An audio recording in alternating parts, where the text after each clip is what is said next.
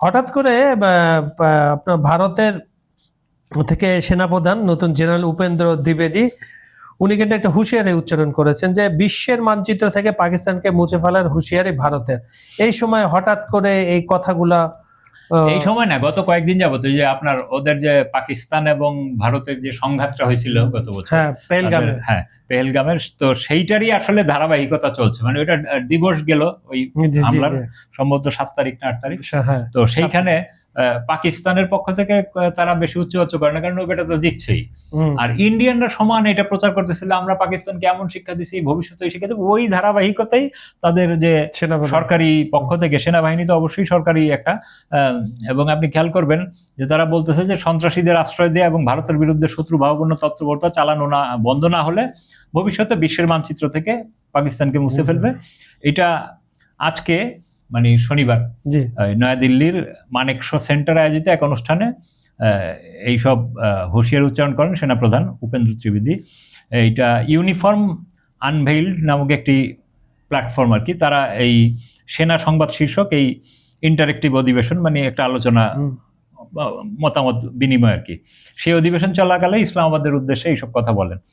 তো দুইটা দেশই কিন্তু আসলে পারমাণবিক শক্তি সম্পন্ন দেশ, যার ফলে যতই হুমকি দেখ তারা কিন্তু ওই দুনিয়া থেকে মুছে ফেলবে। মানে কি, আপনি পারমাণবিক বোমা মারবেন, আপনার যখন পারমাণবিক বোমা আছে তারও আছে, সুতরাং দুই পক্ষের যখন পারমাণবিক বোমা আছে তখন আসলে কেউ কাউরে মারবে না।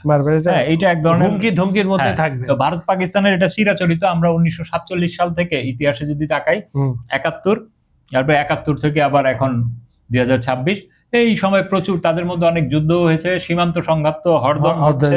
হ্যাঁ, এক দল আরেক দলের বিরুদ্ধে। পাকিস্তানে যখন বিস্ফোরণ হয় তারা ভারতকে দায়ী করে, আবার ভারতে যখন কোনো সন্ত্রাসী ঘটনা ঘটে তারা পাকিস্তানকে দায়ী করে। এখন তারাই জানে আসলে কে কতটুকু দায়ী। বাংলাদেশ হলো থার্ড কান্ট্রি, তো থার্ড কান্ট্রি থেকে আমরা এগুলো নিয়ে খুব বেশি মন্তব্য করাটাও একটা জটিল বিষয়। তা আসলে ভারতের সেনাপ্রধান যে অপারেশন সিন্দুর নিয়েই তাকে প্রশ্ন করা ছিল, তার ইয়েতেই রিঅ্যাকশনেই তিনি এগুলা বলেন আর কি।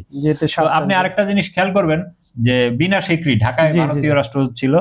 আমরা একটা জিনিস খেয়াল করবেন যে বিমস্টেক নামক একটা নতুন জোট, উপ আঞ্চলিক জোট, পাকিস্তানকে বাদ দেওয়ার জন্য ভারত, শেখ হাসিনার আমলে বাংলাদেশ, ভারত সহ আমাদের গুলশানে কিন্তু এটার হেড অফিস এটা তৈরি করেছিল। তারা সার্ককে আসলে ভারতের অনীহার কারণেই সার্ক অনেকটা ডিজেবল হয়েছে। তো সেই সার্ককে এখন আবার বিনা স্বীকৃতি বলতেছে যে হ্যাঁ, কিছু বিষয় সন্ত্রাসবাদটা এগুলো নিয়ে আমাদের আরো আলোচনা করতে হবে এবং আমরা সার্ককে আবার পুনরুজ্জীবিত করতে। তার মানে কূটনীতিতে এমন কি হলো যে পাকিস্তানকে আপনি বাদ দিলেন, পাকিস্তানকে নিয়ে আবার শুরু করতে চান। তার মানে পাকিস্তানের যে ইরান যুদ্ধের কারণে পাকিস্তানের যে একটা কূটনৈতিক অঙ্গন এবং আন্তর্জাতিক অঙ্গনে তাদের ফোকাস বিন্দুতে চলে এসছে, এইটা আসলে ভারতও অস্বীকার করতে পারতেছে না। এই কারণে তারা এখন নতুন ভাবে চাচ্ছে যে ঠিক আছে, তাহলে আমরা কিছু করা যায় কিনা। তারপরে আবার চাইনিজ থ্রেটের মুখেও ভারতীয়রা আছে। হ্যাঁ, একদিকে আপনি খেয়াল করবেন যে চীন কিন্তু এখন শক্তির কেন্দ্রবিন্দু, ভর কেন্দ্র হয়ে গেছে। চীনে ইরানি আরাকচি ঘুরে গেল, এরপরে এখন ট্রাম্প ঘুরে গেল, আবার 20 তারিখে পুতিন আসতেছে, যার ফলে ভারত কিন্তু ওই যে মার্কিনী একটা জোট আছে, জোটটার নাম ভুলে গেলাম, আমাদের এই যে অস্ট্রেলিয়া, তো এই জোটের মধ্যে ভারত হলো অন্যতম। আবার ব্রিক্সে ভারত, রাশিয়া টাশিয়া ইরান সহ। তো ভারত কিন্তু এখন একটা মানে নতুন যে ভূ রাজনৈতিক পরিস্থিতির অবস্থায় পড়ছে। তো এই অবস্থায় সে আসলে আবার নতুন করে নিজেকে সব দিকে এঙ্গেজ করতেছে এবং তার আগের অবস্থান একটু পরিবর্তন করতেছে। তো যত এগুলো হুমকি টুমকি দেখ, এটা আসলে ভারতের নতুন পরিবর্তনের, যেহেতু 1 বছর হয়েছে একটা এটা দিতে হয় আর কি।